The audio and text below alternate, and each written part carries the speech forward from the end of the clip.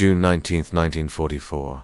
Dawn breaks over the vast expanse of the Philippine Sea, where the horizon blurs into a hazy fusion of ocean and sky. Aboard the Japanese carrier Zuikaku, a young pilot straps into the cockpit of his Mitsubishi A6M Zero. The air, thick with the metallic tang of aviation fuel and the rhythmic thrum of waves against the hull. The first rays of sun glint off the sleek, lightweight fuselage, a machine honed for agility like a samurai's blade. He grips the controls, heart steady with the conviction of imperial destiny, as the deck crew signals for launch. Little does across the waves, a new predator awakens the deep. Resonant chatter of American .50 caliber machine guns echoing faintly in the distance. A harbinger of unyielding firepower born from a nation's boundless resources. This moment, etched in the annals of aerial warfare, marked a climax of a shifting tide in the Pacific theater. By mid-1944, the Imperial Japanese Navy had launched Operation Go, a desperate bid to halt the American advance toward the Marianas Islands, vital stepping stones to Japan's homeland. The Zero, once the undisputed king of the skies since Pearl Harbor, had terrorized Allied forces with its unparalleled maneuverability, capable of turning on a dime at low speeds, climbing swiftly to 20,000 feet in under 7 minutes, and outrunning early opponents like the Grumman F6F Hellcat. Introduced in 1940, the A6M boasted a range exceeding 1,600 miles, allowing it to strike from afar, and its two 20mm cannons paired with machine guns made it lethal in dogfights. Yet beneath this grace lay fragility. No armor plating to shield the pilot, no self-sealing fuel tanks to prevent fiery explosions from a single hit. Japanese designers had prioritized lightness and agility, reflecting an ideology of spiritual superiority over material might, where pilots were expendable warriors in the Emperor's divine cause. The Americans, however, had learned from early defeats. Captured intact on Akatan Island in June 1942, a damaged Zero provided invaluable insight. Flight tests revealed its strengths, but also vulnerabilized its tendency to catch fire, easily its structural weakness under high-speed dives. Grumman engineers, fueled by the industrial colossus of a democratic society, responded with the F6F Hellcat, first deployed in September 1943, powered by the mighty Pratt & Whitney R280 double Wasp engine delivering 2,000 horsepower upgradable to 2,200 in later models.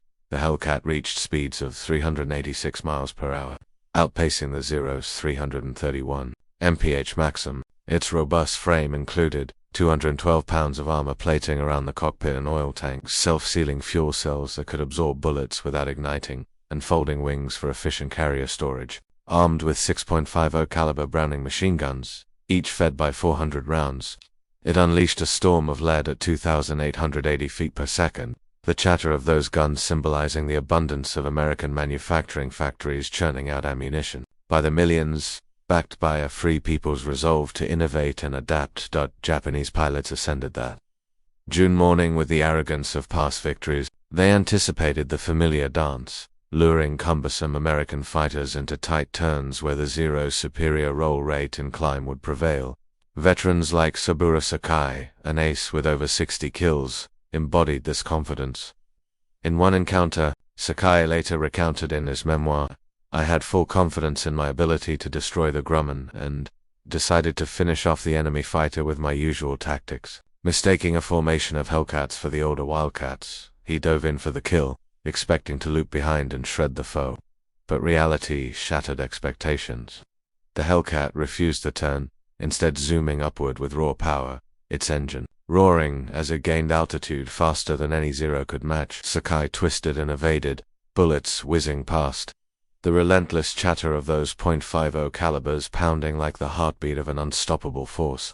He escaped by diving steeply, exploiting the Zero's one remaining edge in low-speed agility, but the encounter left him shaken. This Grumman was not an F4F, he reflected. It was a new type, faster than the Zero. Such realizations spread like wildfire among Japanese squadrons, transforming bravado into dread. Pilots whispered of the Blue Devils, the Hellcats painted, shark mouths grinning mockingly as they struck.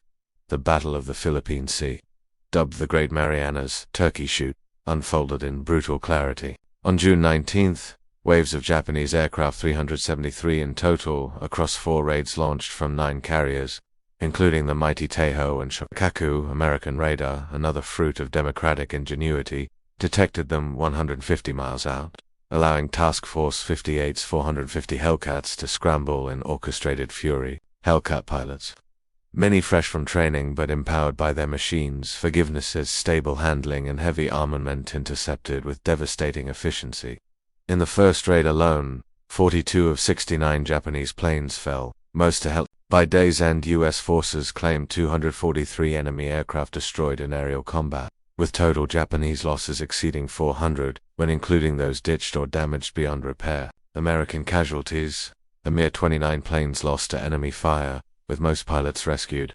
Factual records from U.S. Navy action reports detail the lopsided toll.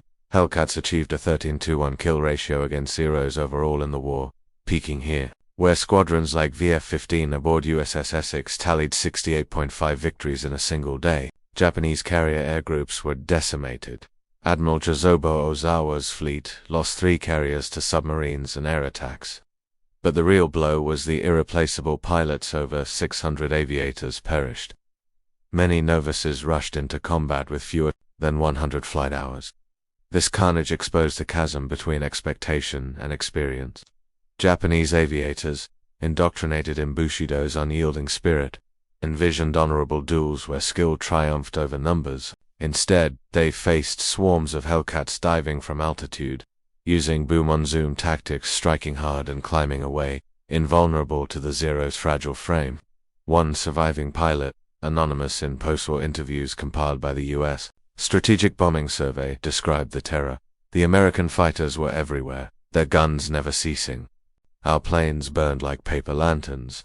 The chatter of those .50 calibers became a nightmarish symphony, each burst a reminder of America's industrial democracy. Assembly lines in Detroit and California producing over 12,000 Hellcats by war end, while Japan struggled to manufacture 10,000 Zeros total.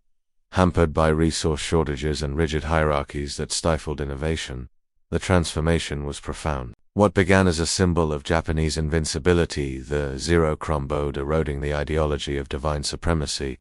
Pilots who survived returned hollow-eyed, their faith in the Emperor's war machine fractured. By late 1944, Japan shifted to kamikaze tactics, a desperate admission that conventional air power was lost. This ideological shift mirrored a broader collapse, from aggressive expansion to suicidal defense, as the myth of aerial dominance evaporated. For the Americans, the Hellcat affirmed a different ethos, one of adaptability, where young ensigns from farms and cities, trained in mere months, could outfly seasoned aces through superior technology. In the epilogue of that fateful sky, as the sun set on smoldering wreckage drifting in the Philippine Sea, the persistent chatter of the .50 caliber guns faded into memory. Yet it echoed a larger truth. In the forge of freedom, abundance breeds not excess, but resilience. Democracies, with their open veins of invention and endless horizons of production, outlast the brittle chains of tyranny. The Hellcat's triumph was no mere mechanical victory. It was the sound of liberty's unyielding pulse, reminding the world that true strength lies not in fragile grace, but in the robust heart of a people united in purpose, forever altering the skies of history.